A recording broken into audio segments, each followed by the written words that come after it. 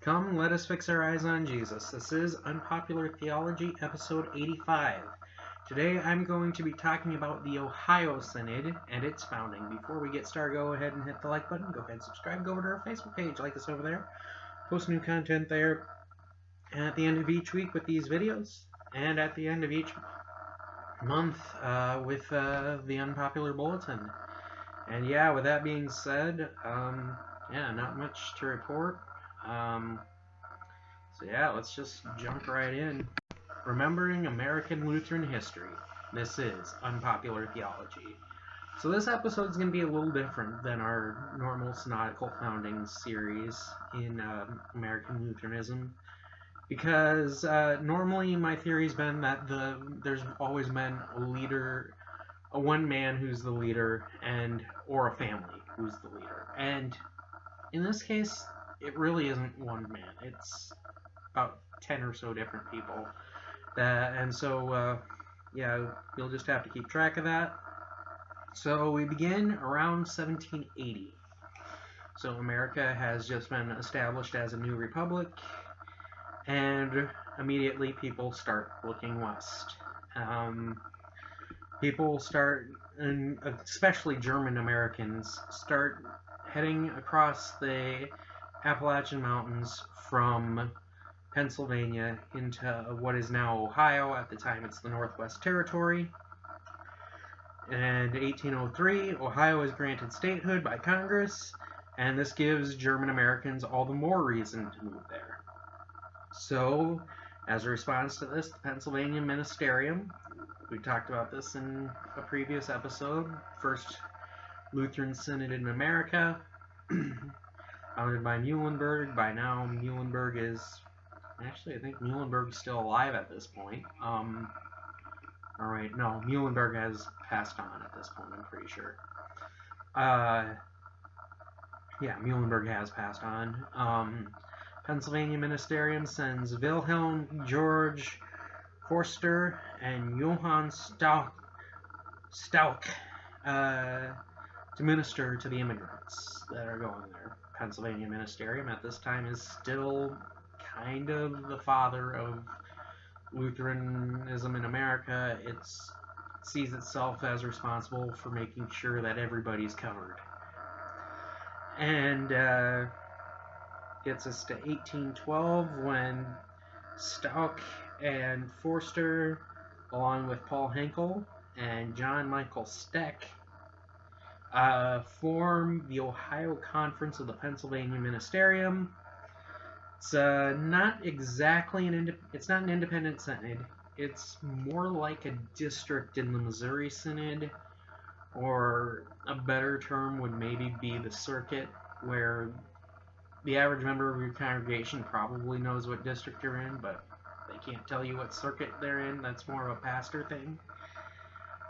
And it still requires candidates to go to Pennsylvania for ordination.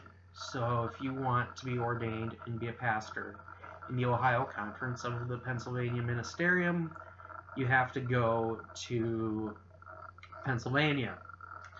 And my guess is probably Philadelphia to get that ordination.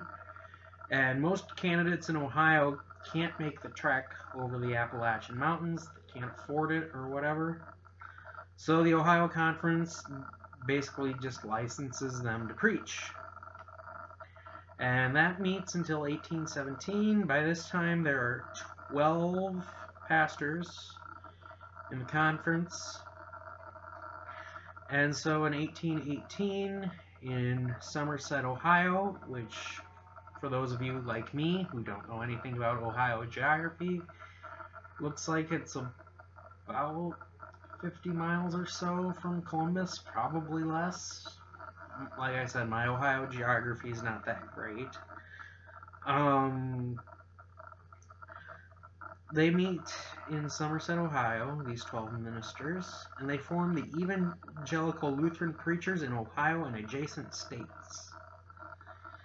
And so the name goes through different phases throughout the 1820s, 30s, 40s, and 50s.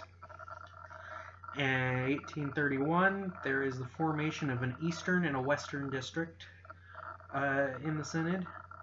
And then in 1836, there's a formation of a non-geographical English district. This is going to play an effect in future synods as well. What is meant by an English district is these are the districts where the pastors speak English during the service. This is seen, so in the Western and Eastern district, you've got German-speaking pastors.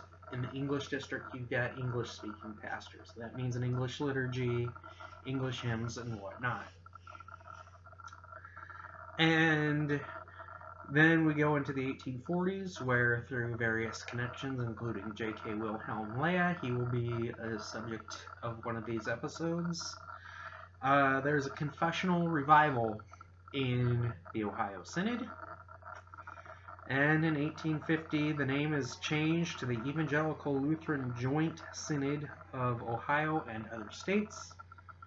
And it will keep that name basically in some form or another until it is merged into the American Lutheran Church in 1926. Throughout the mid to late 1800s and into the early 1900s, the Ohio Synod is going to be a major player in American Lutheranism. There are